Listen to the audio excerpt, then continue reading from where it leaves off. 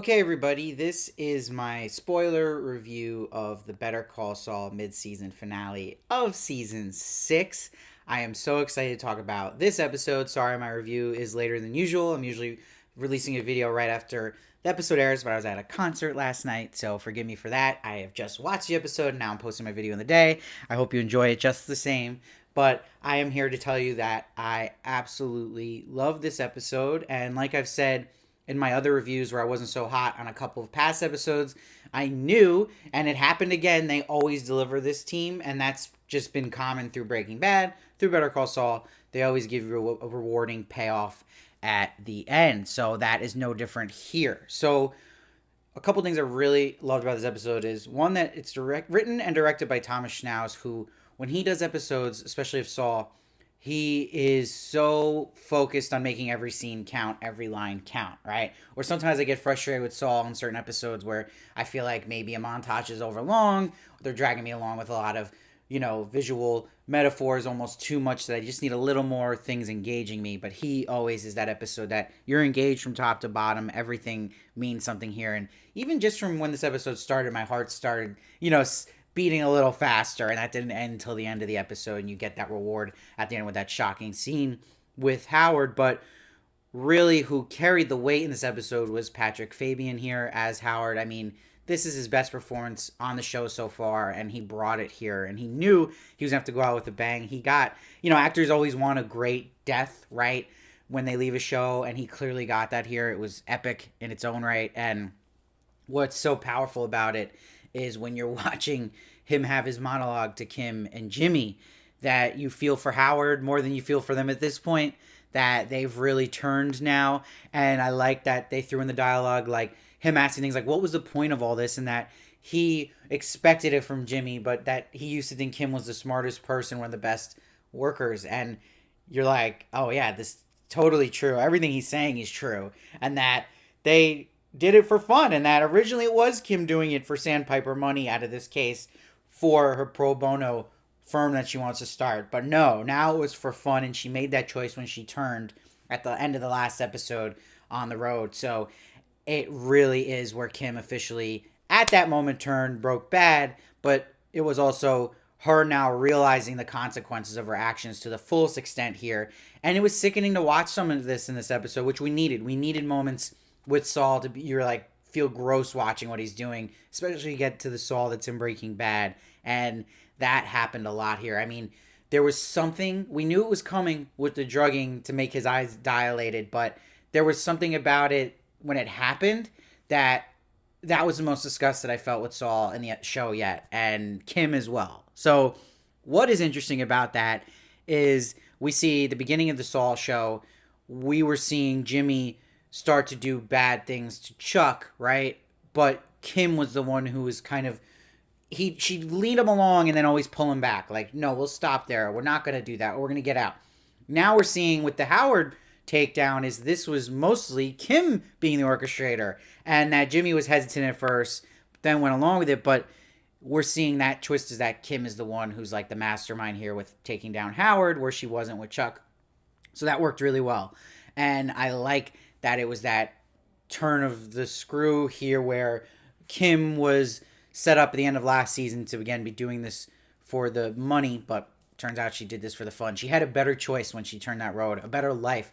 This is going to go back to haunt her. This was the worst decision she could have made in her life, was making that turn on the road that day for D-Day instead of just going with the safe option that gets her really what she wants at the end of the day. This was just her kind of serving that need for that thrill and that bad side that's kind of all in us, and that this team with Gilligan and Gold always explore in their shows, and we're seeing they chose to do that with Kim. Now, what's going to be interesting is how this shakes up Kim and Jimmy with what happened to Howard, because they didn't want it to get to this level, obviously, and him getting shot by Lalo, but you then wonder, will Kim snap back to the Kim we saw in earlier seasons where she was the one who always kind of knew where to stop? Will this really revert her back, or will she, long gone now, is just going to embrace it? Not sure. That's yet to be determined, but I do feel like my gut is telling me with Saul, because we know where Saul ends up, that they're not going to beat a dead horse where Saul's even worse in the Gene timeline. I think we will see this show end in the Gene timeline somewhere, even if it's just one scene. but him kind of reflecting on his sins and maybe going to visit Howard's grave, something like that, that there is some part of Jimmy in there in the Gene time that's good and that, is looking for some kind of redemption. I do think it will end on a softer note with him as Gene. I think that's what they're kind of really setting up because we're seeing just the worst of the worst of him here. And yeah, the surprise of Kim being this bad and Howard just being right about everything. And Howard's a character in the earlier seasons we weren't even liking at all. And then as it went along, you start to like him more. Now it's to the point where it's like, yeah, what's the problem here? The guy is struggling. And I like they threw in those lines too, mentioning how he's living in his guest house, his marriage is struggling, to kind of put more guilt onto Jimmy and Kim. But him calling them sociopaths too was just right on the money. Really, really good stuff, especially with the candle too. And I like what they were doing with Lalo and Gus, and that Lalo was outsmarting Gus on his own play with the tapping into the phone line. I thought those scenes were done really well. And overall, I thought this episode was excellent. And I think that it completely delivered like the show always does. And it gets you excited for what's to come for the back half. But I'm not one of those people who just goes, well, that, erases every wrong of the season. I mean, it doesn't justify still how long we needed these episodes padded in of the last 3 here, where you could have cut 1 or 2 episodes this season. I think it would have felt more tighter as a season as a whole so far this first half.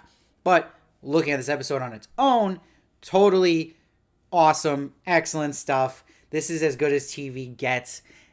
Given this one a 9.7, but again, I think it doesn't fully transform. It doesn't change my whole opinion on this first half of the season. I don't think sitting through 4 hours of watching Jimmy and Kim do all of this plan really was necessary. I think he could have shown a little less, and I still don't think that boxing ring match was worth it either. Some scenes were still bizarre and did feel like padding in this final season. That's extra episodes, and you still feel that business side of AMC getting involved here, which can be frustrating, especially knowing that Jesse and Walt are going to appear. I'm still kind of scratching my head because if they were going to reveal that, you thought that would be earlier in the season, so we still haven't seen them. So really annoying that they kind of took away that shock value if they were to appear, which they're gonna, but just strange that they did that. But clearly they're trying to get more people to watch the show. But again, great episode. There's really nothing you could say bad about it, and I think that it's got to be a catapult now because it's such a shocking thing that even Kim's been involved with, to see Howard get his heads blown out in front of her. And I mean, I would love to hear all your predictions of where we're going to just jump into for the second part and what you thought of this episode and what you thought of the first half as a whole. So to me, the first half of the whole was still disappointing, but I think we could take away, first 2 episodes were solid. Episode 3 was great. This episode was amazing. And then there was that 3 track where 2 were good, decent at least. And then 1 I just saw, I think it was episode 5, was just not good. It was the episode I gave a 6.2. So again, I don't take this episode and think it made those better. I really don't. But I think this episode delivered and it was great, but I still think you could have got this same payoff cutting an episode or 2. So those are my thoughts. Let me know though what you guys thought.